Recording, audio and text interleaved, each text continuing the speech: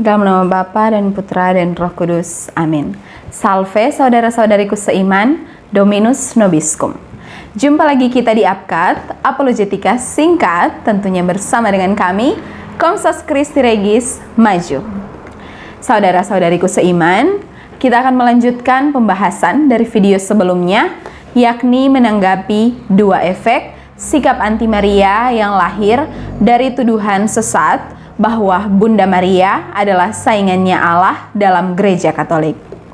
Hal mana dalam video sebelumnya kita telah ulas sekaligus tanggapi efek pertama dari tuduhan tersebut, yaitu tanggapan kami terhadap kesesatan tafsir atas Injil Lukas bab 1 ayat 47, bahwa ayat ini sama sekali tidak memberikan bukti biblis bahwa Bunda Maria Sang Theotokos adalah wanita berdosa. Maka sekarang kita akan mengulas efek kedua dari tuduhan tersebut beserta bagaimana tanggapan kami Apkat atas efek tersebut. Let's check it out.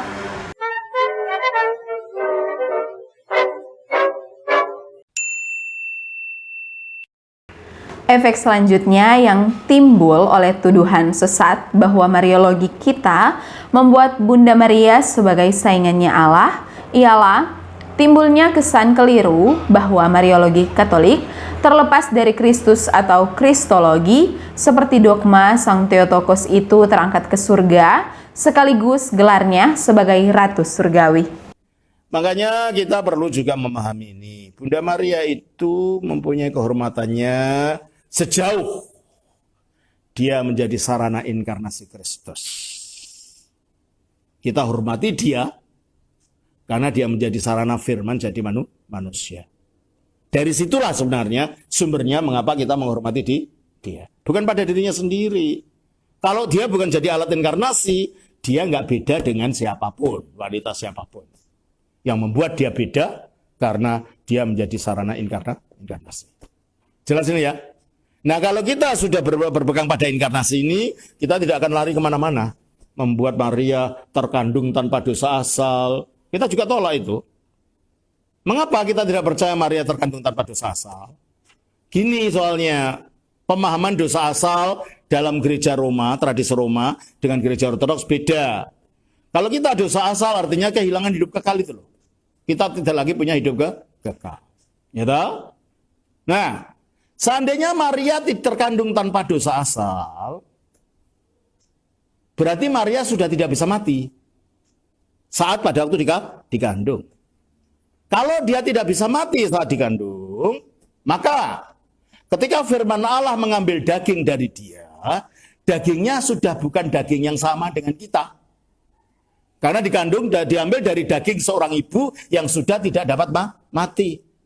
Kalau dagingnya tidak sama dengan daging yang diambil seperti daging kita, berarti Yesus bukan juru selamat kita. Dia jadi juru selamat makhluk planet yang lain, entah bukan kita. Karena dagingnya sudah daging yang tidak bisa mati. Ya. Nah, itulah sebabnya maka kita tidak percaya Bunda Maria dikandung tanpa dosa asal. Bunda Maria dikandung dengan dosa asal. Makanya tanggal 15 Agustus, kalau di Gereja Roma Katolik itu adalah perayaan kenaikan Bunda Maria, Maria Assumpta. Kalau kita, perayaan kematian Bunda Maria. Mengapa? Ketika itu berarti Maria juga mati. Kalau dia mati, berarti dia juga berdosa. Sebab upah dosa adalah maut. Berarti Maria dikandung dengan dosa asal. Lalu gimana Pak Maria berdosa? Secara pribadi tidak, karena pada waktu dia akan menjadi Bunda Sang Penebus, apa katanya? Roh Kudus akan turun ke atas kamu. Untuk apa Roh Kudus turun ke atas Maria? Untuk menyucikan dia dari segala dosa, supaya layak ditempati Allah yang tanpa dosa, gitu loh. Jadi penyuciannya Maria bukan waktu dikandung ibunya, ada masalah itu. Penyuciannya Maria setelah dia rela mengatakan, aku ini hamba Tuhan, Roh Kudus turun dari imannya. Akhirnya Maria disucikan, makanya dia disebut Panagia. bahasa Yunaninya yang suci sempurna atau yang amat suci. Kesuciannya dikarenakan Roh Kudus turun ke atas dia supaya dia layak menjadi ibu dari firman Allah yang Maha Kudus. Sebab tidak mungkin firman Allah yang Maha Kudus diam dalam tubuh yang berdosa. Maka disucikan dulu. Namun karena dia adalah tetap memiliki warisan dari Adam, meskipun sudah disucikan secara moral dan secara spiritual, fisiknya juga masih mengalami mati. Itulah sebabnya perayaan tanggal 15 Agustus adalah perayaan Dormition bahasa Inggrisnya. Kalau dalam bahasa Yunaninya Genesis to Theotokos, wafat dari Bunda Maria. Kalau dalam gereja Roma, karena Maria sudah dianggap tidak punya dosa asal, maka dia diangkat langsung ke surga tanpa mati. Dan itu berbeda dengan yang kita ajarkan. Jadi Alkitab memang mengajarkan bahwa Yesus adalah Raja. Tetapi baca Alkitab mau dari Kejadian sampai Wahyu, dibaca ulang pergi balik, dibalik Alkitabnya, dibaca terbalik bagaimanapun, tidak pernah ada ajaran bahwa Maria adalah ratu. Nanti saya akan lihat, anehnya Katolik percaya begitu, ratu surga dan macam-macam ratu yang lain.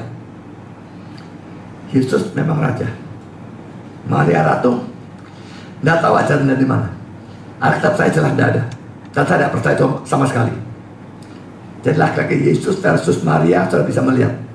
Karena poin ini, pendekaran Gabriel adalah pada kebesaran anak itu, Yesus, bukan kebesaran ibunya. Mengapa ini adalah kesan yang keliru? Karena kesan yang demikian memiliki pemahaman pribadi yang bias, bahkan amat salah, tentang misteri dari gereja Katolik itu sendiri.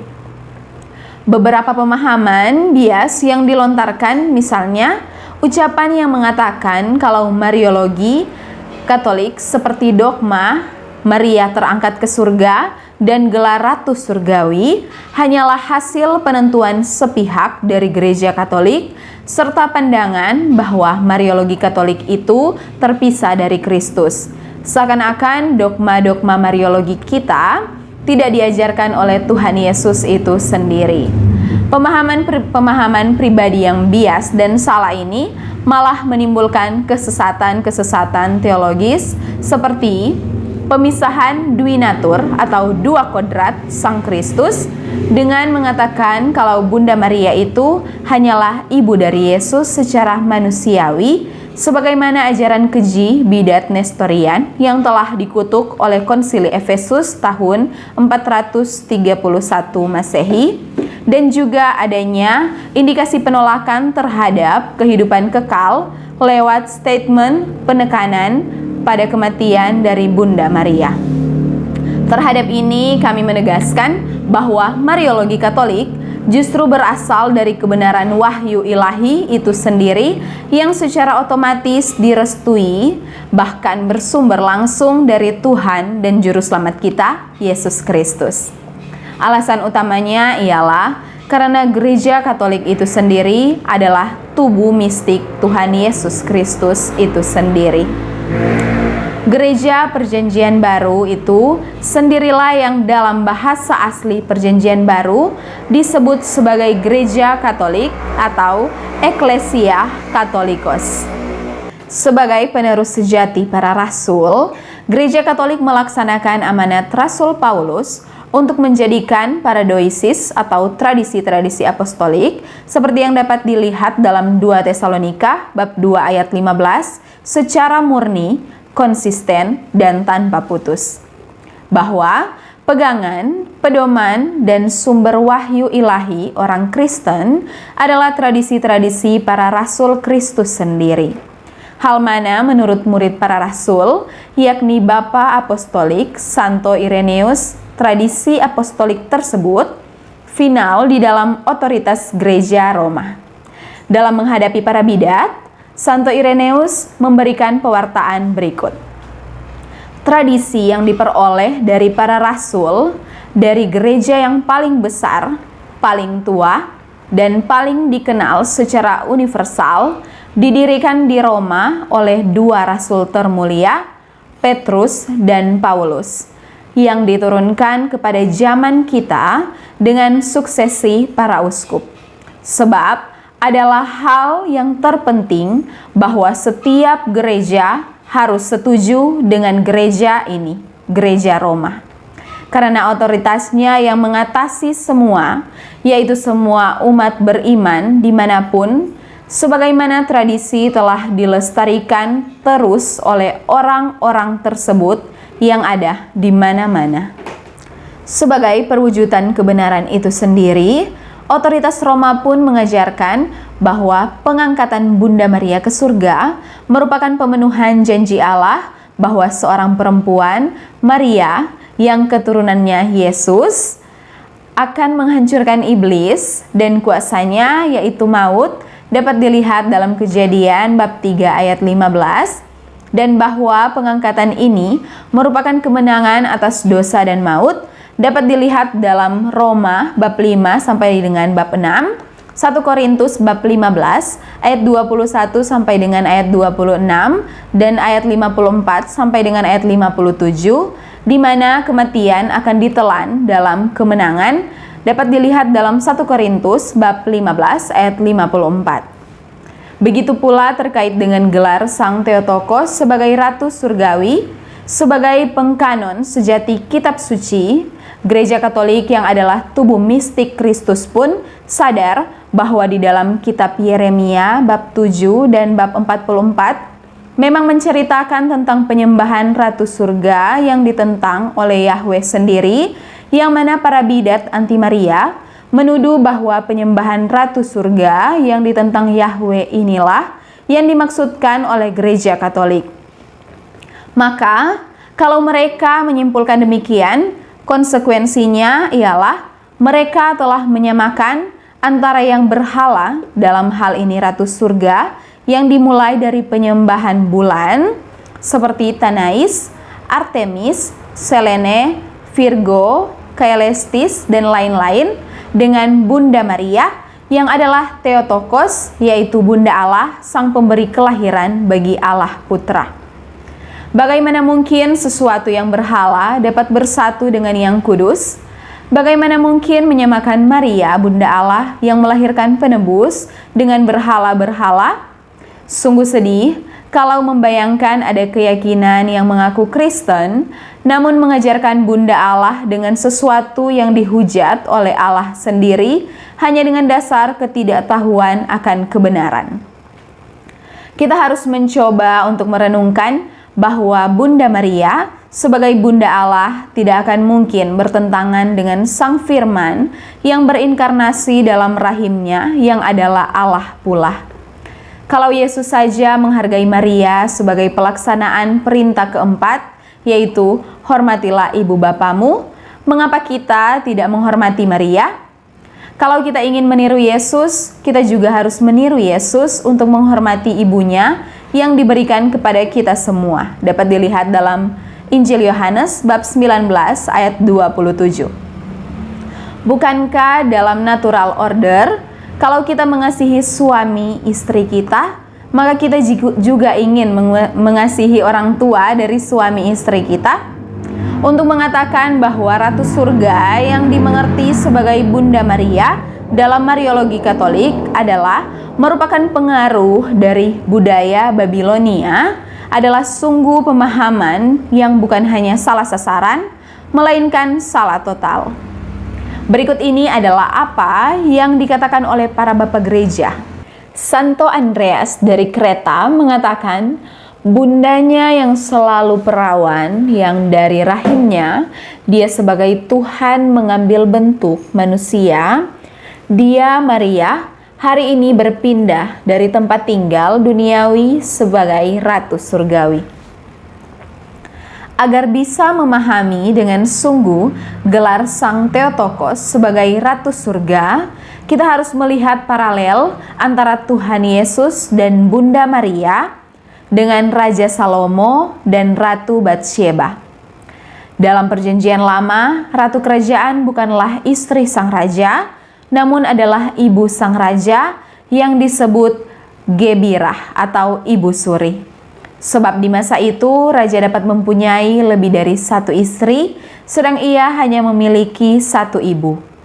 Gebirah ini dihormati bersama raja dan namanya dicantumkan bersama dengan setiap raja Yehuda yang merupakan keturunan Raja Daud.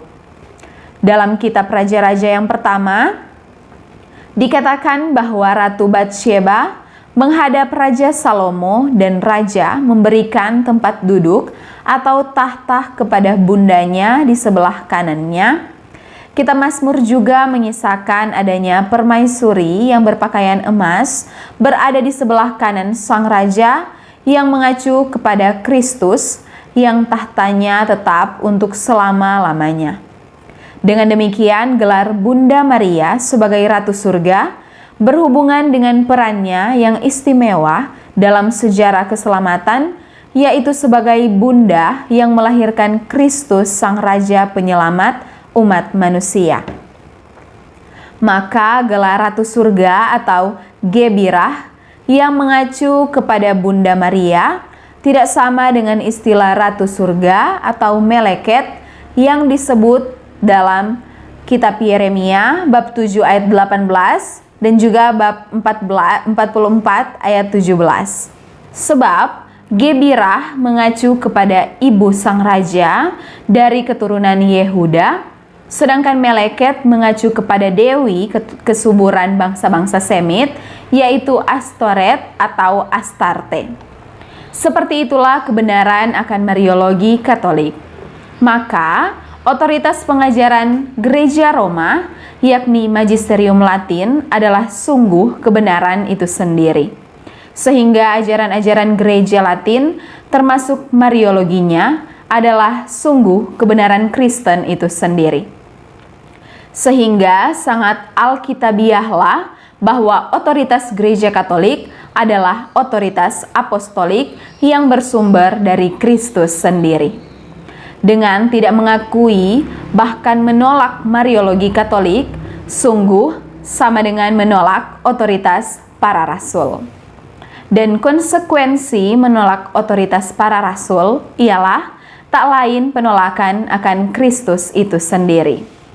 Dan penolakan terhadap Kristus adalah sungguh penolakan terhadap Allah Sang Pencipta, sebagaimana yang tercatat dalam Injil Lukas bab 10 ayat 16. Maka, menolak Gereja Katolik beserta ajaran-ajarannya sama dengan menolak Allah itu sendiri dan bahkan menjadi saingannya Allah. Untuk itu adalah suatu kesesatan jika ada pandangan yang masih tegar meyakini kalau Gereja Katolik itu berlainan dengan kebenaran atau berbeda dari Sang Kristus. Termasuk pula di dalamnya pandangan yang mengklaim sebagai Katolik tradisional, namun percaya bahwa urusan Gereja Katolik bukanlah penetapan dari Allah. Apakah dalam kenyataannya mereka menjadi orang kudus atau tidak bukan urusan Gereja Katolik? Itu semua sepenuhnya urusan Tuhan sendiri yang tidak dapat kita ketahui. Lantas, apakah layak tuduhan bahkan fitnahan sesat yang berpendapat bahwa di dalam Mariologi kita, Sang Theotokos itu dijadikan sebagai saingannya Allah Tritunggal? Bukankah saingan Allah yang paling nyata ialah kelompok-kelompok, ajaran-ajaran beserta pandangan-pandangan teologis di luar tubuh mistik Kristus yang lahir atau merupakan hasil dari pemikiran subjektivisme manusia-manusia di abad modern? Bukankah ketika Tuhan Yesus telah dan hanya mendirikan satu gereja dengan ajaran-ajarannya sepanjang masa, harusnya tidak ada lagi kelompok, ajaran, pandangan terpisah dan berbeda pula? Karena itulah yang lebih logis disebut sebagai saingannya Allah. Kyrie eleison. Salam Apkat, mari kita bela iman kekatolikan kita.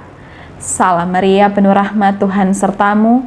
Terpujilah engkau di antara wanita, dan terpujilah buah tubuhmu, Yesus.